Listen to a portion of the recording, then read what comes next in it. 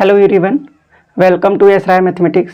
तो देखिए CBSE term 2 के लिए एप्लीकेशन ऑफ ट्रिग्नोमेट्री का एक क्वेश्चन लिखा गया है। एनसीईआरटी का एक्सरसाइज 9.1 का क्वेश्चन नंबर 9 है। देखिए क्वेश्चन नंबर 9 क्या है। The angle of elevation of the top of a building from the foot of the tower is 30 degree and the angle of elevation of the top of the tower from the foot of the building is 60 degree. If the tower is 50 metre find the height of the building. करा कि एक tower है और एक building है। आपको यहाँ पे दो चीज़ें नोटिस करनी पड़ेगी। ध्यान क्या देना पड़ेगा कि एंगल ऑफ एलिवेशन कब बनता है। अगर हम बात करें एंगल ऑफ एलिवेशन का, एंगल ऑफ एलिवेशन तब बनेगा जब कोई भी ऑब्जेक्ट नीचे से ऊपर देखी जाएगी। फिर से सुनिए क्या बोले हैं। एंगल ऑफ एलिवेशन तभी बनेगा जब कोई ऑब्जेक्ट नीचे से, कोई भी अगर ऑब्जेक्ट है अगर वो नीचे से ऊपर की ओर देखी जाती है तब एंगल ऑफ एलिवेशन आपका बनता है। ठीक है। और एंगल ऑफ डिप्रेशन कब बनेगा। एंगल ऑफ डिप्रेशन तब बनेगा जब कोई ऑब्जेक्ट ऊपर से नीचे की ओर देखी जाएगी।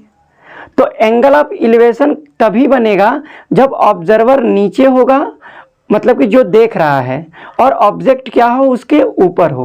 और एप्लीकेशन ऑफ ट्रिग्नोमेट्री में वर्ड टू वर्ड फिगर बनाया जाता है। अगर आप वर्ड टू वर्ड फिगर नहीं बनाएंगे तो आप क्वेश्चन हो सकता है कि गलत कर सकते हैं। ठीक है। तो इस क्वेश्चन को हम लोग क्या करेंगे, वर्ड टू वर्ड इसका फिगर बनाएंगे, ये समझते हुए कि एंगल ऑफ एलिवेशन कब बनेगा जब ऑब्जेक्ट नीचे से ऊपर की ओर देखी जाएगी। देखिए क्वेश्चन आपका है, कह रहा है कि द एंगल ऑफ एलिवेशन, पहले आपको गिवन क्या है ध्यान से देखिए।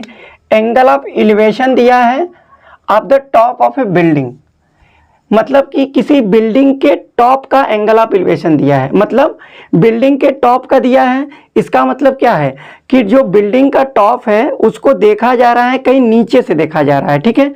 कहाँ से देखा जा रहा है, from the foot of the tower, मतलब कि टावर के फुट से, मतलब कि टावर के जहां पाद बिंदु है वहां से बिल्डिंग के टॉप को देखा जा रहा है, तब उसका एंगल ऑफ एलिवेशन आपका कितना आ रहा है, 30 डिग्री आ रहा है। And the angle of elevation, angle of elevation of the top of the tower. अब टावर के टॉप को, टावर के टॉप का एंगल ऑफ एलिवेशन आपको गिवन है और ये कहां से देखा जा रहा है, from the foot of the building, मतलब ऑब्जर्वर कहां है, बिल्डिंग के फुट पर, और वो कितना डिग्री है, 60 degree. If the tower is 50 metre, अगर टावर की हाइट आपकी 50 मीटर है तो find the height of the building, building की हाइट क्या होगी। अब एक चीज समझिए, यहाँ पे दो एंगल आपको गिवन है। पहला एंगल आपको गिवन है 30 डिग्री और दूसरा एंगल गिवन है आपको 60 डिग्री। 30 डिग्री का मतलब ये होता है कि ऑब्जेक्ट से ऑब्जर्वर थोड़ा दूर पर है, ऐसे समझिए। अगर कोई भी ऑब्जेक्ट, कोई भी वस्तु आपसे दूर है और ऊपर है तो उसे देखने के लिए आपको अपना सर हल्का सा बस उठाना पड़ेगा। ठीक है। लेकिन अगर कोई ऑब्जेक्ट आपके पास है और ऊपर है तो आपको अपना हेड ऐसे उठाना पड़ेगा। तो जो ऑब्जेक्ट पास में रहता है, मतलब अगर ऑब्जर्वर पास है और किसी ऊपर वस्तु को देख रहा है तो एंगल ऑफ एलिवेशन ज़्यादा बनेगा। मतलब कि ये वाली आपका एंगल ऑफ एलिवेशन 60 डिग्री होगा और ये दूर वाला एंगल ऑफ एलिवेशन आपका 30 डिग्री होगा। ये इंपॉर्टेंट बात है।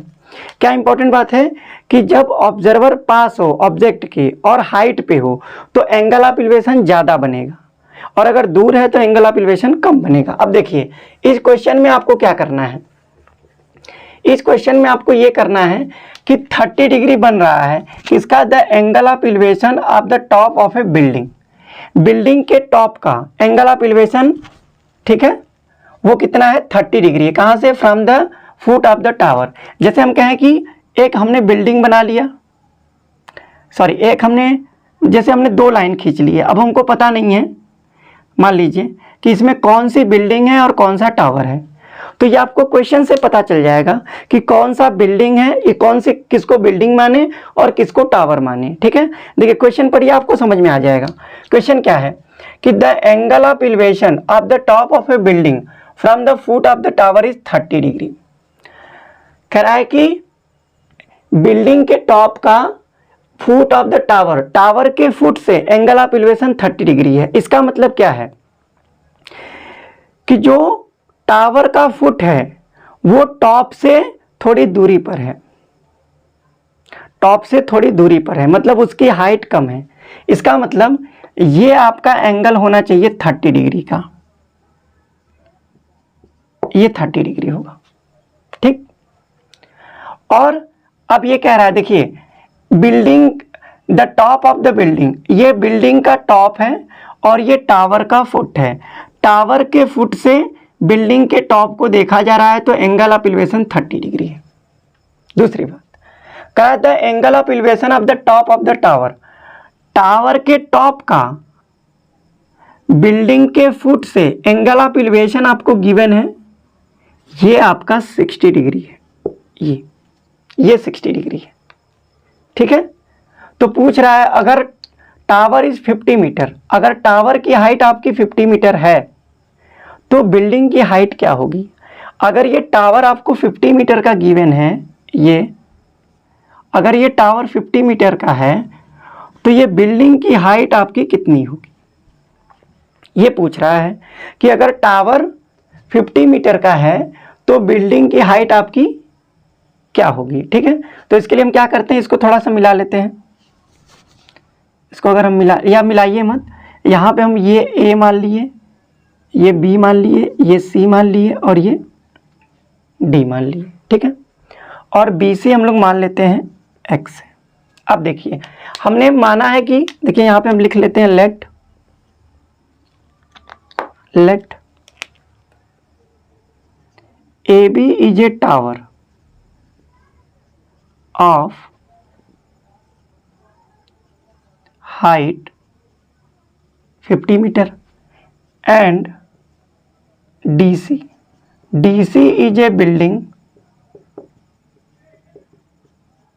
of height h meter, ठीक है। and let BC equal to X metre, BC को हमने एक्स मीटर मान लिया है, ठीक है। तो आपको क्या करना पड़ेगा, इस बिल्डिंग की हाइट हमको निकालनी है जो कि h है। तो हम पहले क्या कर लेते हैं, इस ट्रायंगल ABC में हमको ये x निकालना पड़ेगा। एक और बात, अगर हम राइट एंगल ट्रायंगल की बात करें, ठीक है, अगर ये हमारा थीटा है तो इसके सामने वाली जो लाइन होगी वो आपकी परपेंडिकुलर होती है और ये बेस होता है। अगर आपको परपेंडिकुलर पता है और बेस पता है तो वहाँ पे tan थीटा लगता है। tan थीटा बराबर होता है परपेंडिकुलर अपॉन बेस, ठीक है। तो यहाँ से हम क्या करेंगे, अगर हम ट्रायंगल ABC की बात करें, देखिए इन ट्रायंगल ABC, अगर हम ट्रायंगल ABC की बात करें तो अगर हम देखिए tan 60 डिग्री लगाएंगे तो ये आपका क्या आ जाएगा, AB अपॉन में BC, क्योंकि ये वाली, इस वाले ट्रायंगल की बात करेंगे हम ABC का, तो ये अगर थीटा है तो ये परपेंडिकुलर और ये बेस होगा। तो tan 60 की वैल्यू आपकी कितनी होती है, √3, और AB की वैल्यू 50 मीटर गिवन है और BC है आपका x। तो यहाँ से आपके x की वैल्यू कितनी हो जाएगी, x की वैल्यू आपकी हो जाएगी 50 अपॉन में √3। ये इक्वेशन आप 1 मान लीजिए। यहाँ से मेरी x की वैल्यू आ गई 50 अपॉन √3। अब हम क्या करेंगे, बात करेंगे इन ट्रायंगल DCB में। देखिए इन ट्रायंगल DCB, अगर हम DCB में बात करेंगे तो ये आपका थीटा हुआ, तो ये सामने वाला परपेंडिकुलर और ये बेस। अगर हम इसमें tan 30 डिग्री लगाते हैं तो ये आपका हो जाएगा DC अपॉन में BC, और tan 30 डिग्री की वैल्यू आपकी पता है कितना होता है, 1 अपॉन √3। DC की वैल्यू नहीं पता है हमको, h निकालना है, और BC की वैल्यू हमको पता है x है, तो यहाँ पे हमने x रख दिया। अब हमको क्या निकालना है, h निकालना है। अब हमको क्या निकालना है, h निकालना है।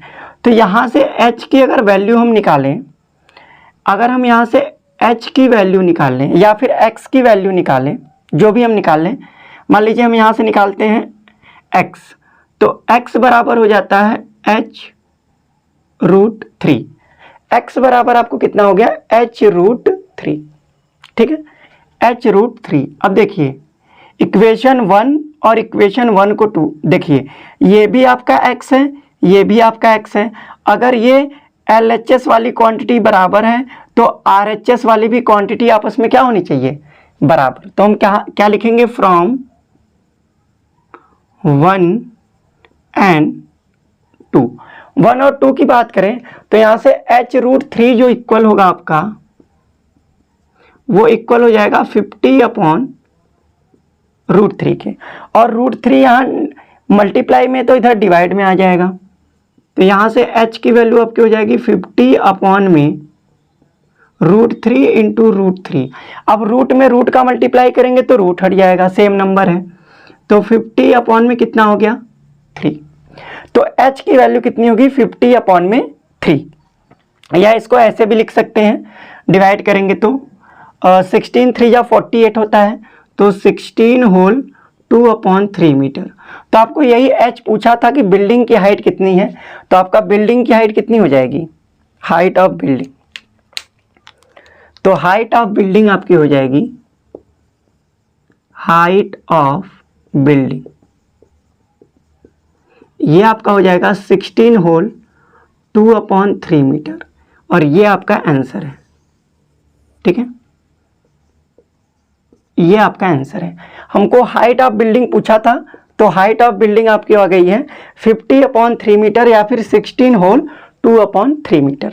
तो एक चीज ध्यान दीजिएगा कि एप्लीकेशन ऑफ ट्रिग्नोमेट्री में आपको वर्ड टू वर्ड फिगर बनाना है, ठीक है। और एंगल ऑफ इलिवेशन कब बनेगा, जब कोई ऑब्जेक्ट नीचे से ऊपर की ओर देखी जाएगी, ठीक है। देखिए तो ये क्वेश्चन टर्म 2 के लिए लिया गया था। अगर वीडियो पसंद आया है तो आप लोग एक बार लाइक और शेयर जरूर करें। Thank you.